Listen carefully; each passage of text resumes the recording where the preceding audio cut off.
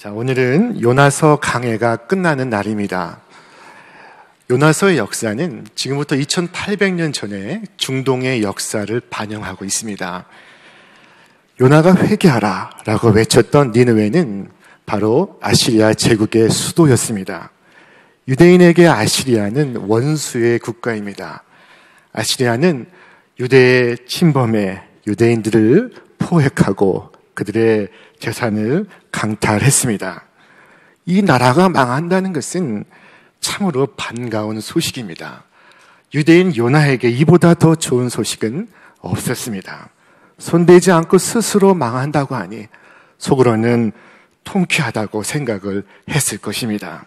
그때 하나님은 요나에게 요나야, 니느웨 성에 가서 40일 후면 망하리라 하고 외쳐라 라고 말씀하셨습니다. 이 요나는 하나님이 못마땅했습니다. 하나님, 죽는데도 준비가 필요하며 망하는데도 준비가 필요합니까? 망한다고 하셨으면 망하게 두시면 되시지 뭘 가서 예고를 하라고 하십니까? 그렇게 생각하다가 내가 만일 가서 외쳤을 때 그들이 돌이키고 회개한다면 하나님께서 당신의 뜻을 돌이키시리라 하는 생각이 미치자 그 어느새 반대편 다시스로 도망을 가고 있었습니다. 그러다가 큰 물고기 뱃속에 빠져들게 되었고 그리고 구사일생으로 살게 되었습니다. 그리고 그는 니느웨 성으로 직행하게 되었습니다. 그리고 그가 그토록 하고 싶지 않은 일을 하게 되었습니다. 그가 니느웨 성을 다니며 40일 후에 망하리라 라고 외쳤습니다. 그가 외칠 때 놀라운 일이 일어나기 시작했습니다. 그것은 니느웨 백성들이 요나의 외침을 듣고 왕으로부터 회개를 하기 시작했던 것입니다. 온 백성이 베옷을 입고 죄를 뒤집어 쓰고 그리고 뜨거운 삶의 회개를 하고 있었습니다. 그때 이미 니느웨 성의 운명은 바뀌고 있었습니다. 그러나 요나는 하나님의 이 은혜가 불쾌합니다. 그래서 이렇게 기도했습니다. 여호와여, 원하건대 이제 내 생명을 거두어 가소서. 사는 것보다 죽는 것이 내게 나음이니이다. 그리고는 성 밖에 나가 초막을 짓고 40일까지는 기다려보기로 작정을 합니다. 요나가 성읍에서 나가서 그 성읍 동쪽에 앉아 거기서 자기를 위하여 초막을 짓고 그 성읍에 무슨 일이 일어나는가를 보려고 그 그늘 아래 앉았더라. 요나가 동쪽으로 갔다는 것은 큰 의미가 있습니다. 하나님께서 소돔과 고모라를 유황불로 멸하실 때 롯과 그의 가족은 바로 동쪽으로 도망을 갔던 것입니다. 니느웨 동쪽으로 가서 초막을 짓고 니느웨에 무슨 일이 벌어지는가를 내가 보리라 라고 말한 것은 바로 요나에게 소돔과 고모라에서 벌어진 그 대재앙을 기대하는 마음이 있었음을 보여주고 있습니다. 하나님은 이 요나를 위해 3가지 도구를 준비하셨습니다.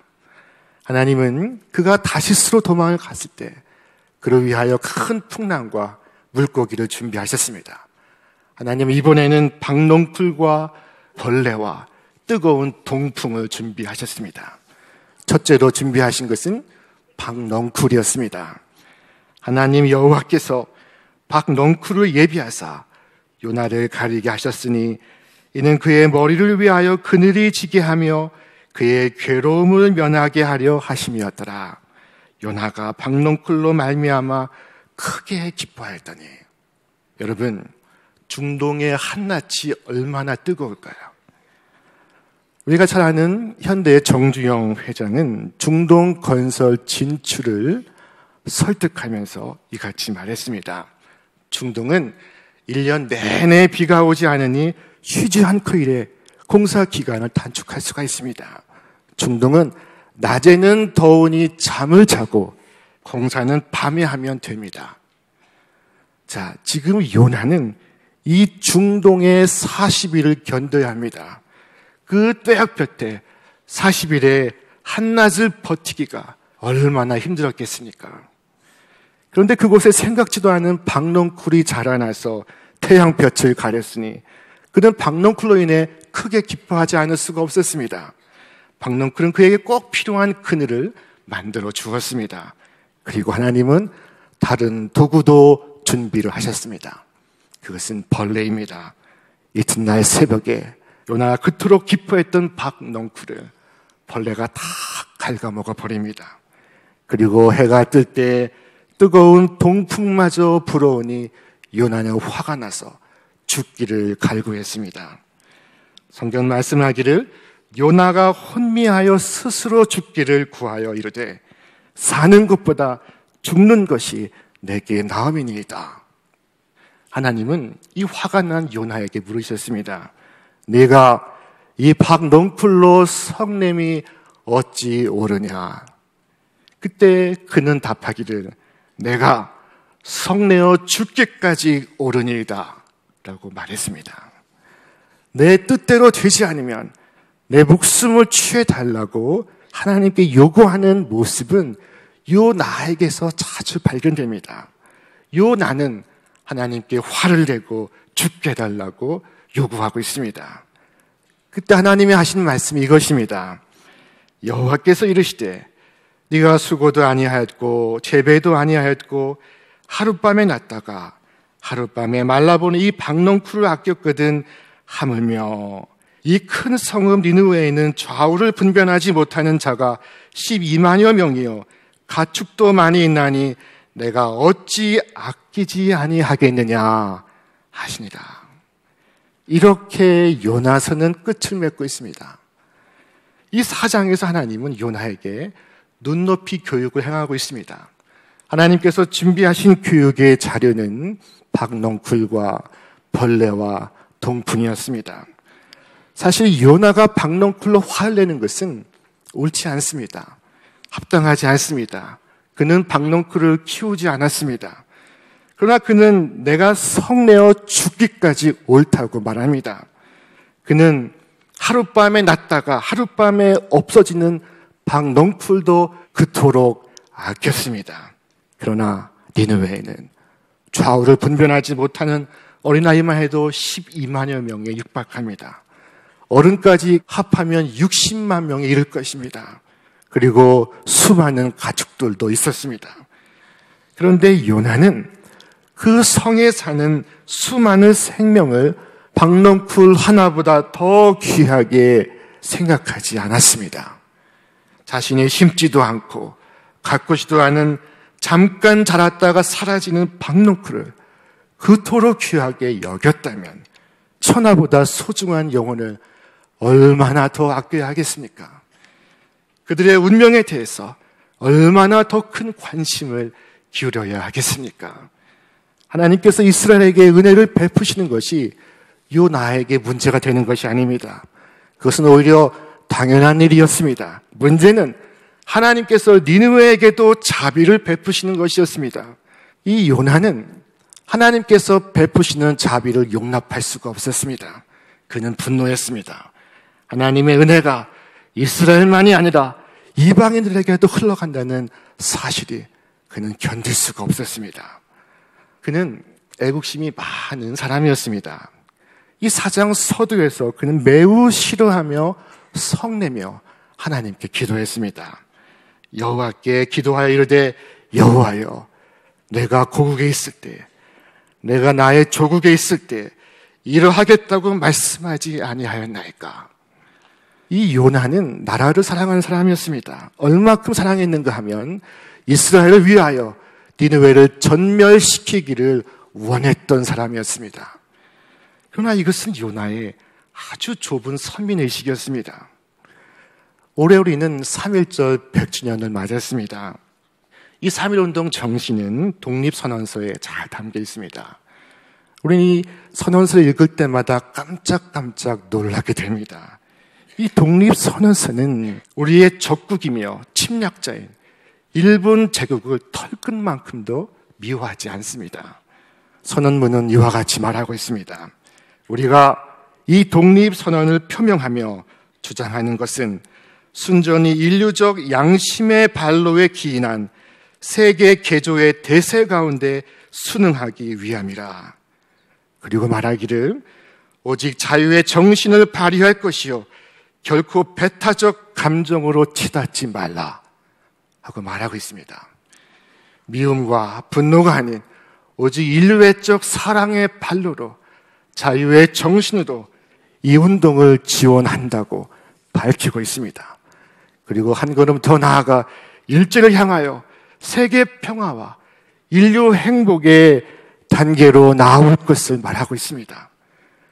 우리가 피압방 민족으로서 못살게 굴었던 일본 제국에 대해서 이와 같은 권유를 할 수 있었던 것은 바로 악에게 지지 말고 선으로 악을 이기라 말씀하신 성경의 정신이 바탕이 되었기 때문입니다.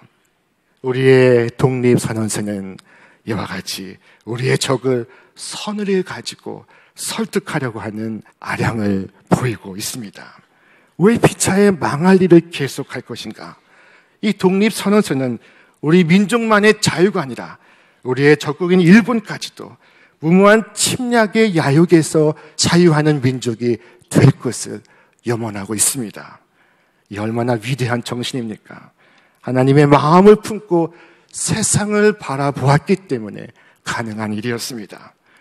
우리에게 있는 가장 숭고한 애국심이라도 이 그리스도의 정신으로 세례를 받아야 합니다.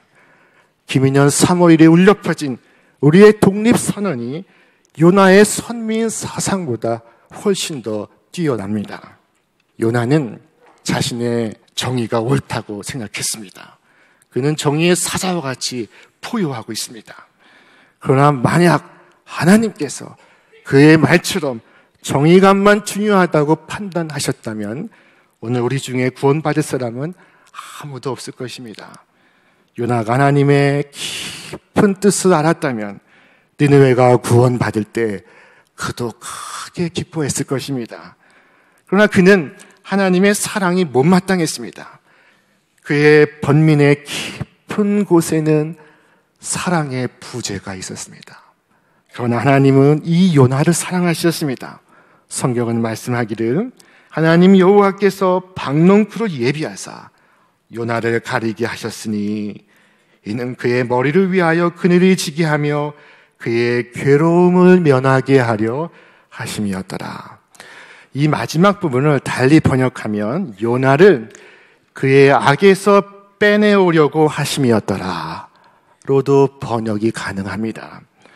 오늘 요나는 우여곡절 끝에 하나님의 명령을 따라 니느웨로 갔지만 그러나 불행히도 그들을 사랑하는 마음이 없었습니다. 그러나 성경은 우리에게 말씀합니다. 우리 함께 읽겠습니다. 사랑은 여기 있으니 우리가 하나님을 사랑한 것이 아니요 하나님이 우리를 사랑하사 우리 죄를 속하기 위하여 화목제물로 그 아들을 보내셨습니다.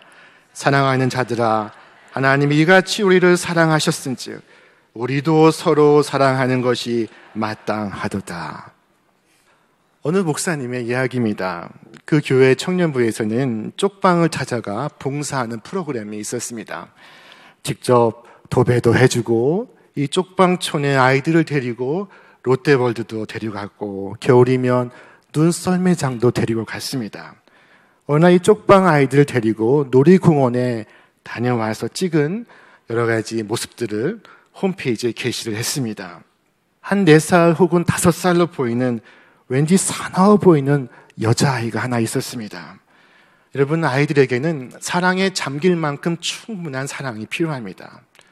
그러나 어렸을 때 이 사랑을 받지 못하면 어린아이라도 사나워집니다. 그때 한 청년이 이 아이의 사진 밑에 이와 같은 글을 적었습니다. 얘 눈에는 왠지 가시가 있다. 정말 그렇습니다. 아이의 눈에는 왠지 모를 가시가 있었습니다. 근데 그 청년이 그 다음 글을 이어갔습니다. 그러므로 너는 사랑 곱백이다. 그러므로 너는 사랑 곱백이다. 자, 이것이 바로 우리를 향하신 하나님의 사랑이었습니다. 우리가 아직 연약할 때, 우리가 아직 죄인이었을 때, 우리가 아직 원수가 되었을 때 하나님께서 우리를 사랑하신 것입니다. 이 사랑의 위대함은 가치 없는 우리를 위대한 존재로 만들어 간다는 데 있습니다. 예수님은 뛰어난 사람들을 사랑한 것이 아니었습니다. 예수님은 세리를 사랑하시고 죄인을 사랑하셨습니다. 가리지 않고 모두 사랑하셨습니다. 그리고 그 사랑은 그들을 위대한 사도로 만들어가고 있었습니다. 오늘 요나도 사랑은 했습니다. 그는 자기가 심지도 가꾸지도 않은 풀을 아꼈고 그 풀이 말라 죽었을 때 감당할 수 없는 분노를 느꼈습니다. 그가 하룻밤에 났다가 하룻밤에 없어지는 풀을 그토록 아낀 것은 그 풀이 그에게 그늘을 주었기 때문이었습니다. 그는 사랑을 했지만 아주 좁은 사랑을 했습니다. 그리고 그는 그것이 정의인 줄로 알았습니다. 그러나 그때 하나님은 벌레를 보내서 그가 귀중히 여기던 그것을 갉아먹게 하셨습니다. 그처럼 내가 내 시간을 아주 좁은 마음으로 사랑하면 내 시간을 갉아먹게 하실 것입니다. 내가 내 재물을 아주 좁은 마음으로 사랑하면 내 돈을 갉아먹게 하실지도 모릅니다. 그리하여 하루 동안 났다가 다음날 시들어버리는 박농쿨을 보고 울고 웃는 요 나의 모습을 보시게 할 것입니다. 여러분 어떻습니까? 하나님이 아끼시는 것을 여러분도 아끼십니까? 아니면 박농쿨을 더 아끼시고 있습니까? 하나님이 원하시는 것은 하나님께서 세상의 영혼을 소중히 여기시듯 우리도 그들을 소중히 여기는 마음입니다. 그러나 오늘 본문 속에서 우리는 하나님의 마음을 도무지 모르는 한 무지한 예언자를 발견합니다. 그는 하나님이 아끼는 것과 내가 아끼는 것, 하나님이 옳다 하시는 것과 내가 옳다 하는 것 사이에 언제나 나를 주장했던 사람입니다. 그의 이름은 요나입니다. 요나는 쉽게 하나님의 편에 서려고 하지 않습니다. 자신이 너무너무 아끼는 것, 자기가 죽어도 옳다는 것에 끌려다닙니다. 박농쿨 하나를 놓고서도 하나님께 죽기 살기로 대듭니다. 그러나 그토록 아끼던 그것이, 이것이 아니면 안 된다고 믿었던 그것이 마지막 주님 앞에 섰을 때 한낱 박농쿨에 지나지 않는다는 사실을 깨닫게 될 것입니다. 주님이 아끼시는 것을 아끼시고 주님이 옳다 하시는 그것을 끝까지 옳다고 편드시는 여러분 되시기를 바랍니다. 오래전에 유대인 학살에 대한 비극적 죽음을 다룬 영화 쉰들러 리스트가 개봉이 되었었습니다. 2차 세계대전 당시에 유대인들에 대한 이 히틀러의 핍박은 가중되었습니다. 그때 오스카 쉰들러라는 한 사업가가 수용소의 유대인의 노동력을 활용하여 큰 부를 축적을 했습니다. 그는 돈을 좋아하고 여자를 좋아했지만 유대인에 대한 독일의 만행을 목격하고는 생명의 귀중함을 깨닫기 시작했습니다. 그리고 쉰들러는 수용소의 가스실에서 죽을 운명에 처한 1200명의 유대인을 구하는 대가로 그의 모든 것을 씁니다. 비록 불의하게 번 돈이지만 수많은 유대인의 생명을 구하기 위해 나치 간부에게 뇌물로 주었던 것입니다. 마침내 전쟁이 끝났습니다. 1200명의 유대인들과 헤어지는 시간이 되었습니다. 그들은 은혜에 대한 보답으로 금리발을 빼어서 금반지를 만들어 쉰들러에게 선물을 했습니다. 그는 그 반지를 집어들고 흐느껴 울기 시작했습니다. 내가 조금만 더 노력했다면, 내가 저 자가용을 팔았다면, 내가 저 훈장을 팔았다면 내가 더 많은 생명을 구할 수가 있었을 텐데. 오늘 요나서는 앞만 보며 정신없이 달려온 우리에게 우리 자신의 모습을 돌아보게 합니다. 열심히 살다 보면 과연 무엇을 위한 삶인지 희미해질 때가 있습니다. 우리가 하나님을 위한다면서 얼마나 자신의 야망을 위해 사는지 모릅니다. 오늘 이 말씀을 묵상하면서 진정으로 문제가 되는 것은 니느웨가 아니라 요나라는 사실을 깨닫습니다. 하나님의 일에 가장 방해가 되는 것은 니느웨가 아니라 고집센 요나입니다. 요나는 하나님의 뜻을 거역하고 있습니다. 무리하게 행동하고 있습니다. 그러나 그럼에도 불구하고 소망이 있는 것은 고집스러운 그를 포기하지 않으시고 그를 만나시고 설득하시고 끝까지 그를 만들어 가시는 하나님의 열심이 있기 때문입니다. 처음에는 풍랑으로, 그 다음에 큰 물고기로, 다음에는 방덩쿨로, 그 다음에는 벌레로, 다음에는 동풍으로 오늘 요나를 흔들어 깨우고 있습니다. 오늘 말씀이 이렇게 끝이 났지만 그러나 아직 끝나지 않았습니다. 하나님은 여전히 이 시대에 이 자리에 요나에게 묻고 계십니다.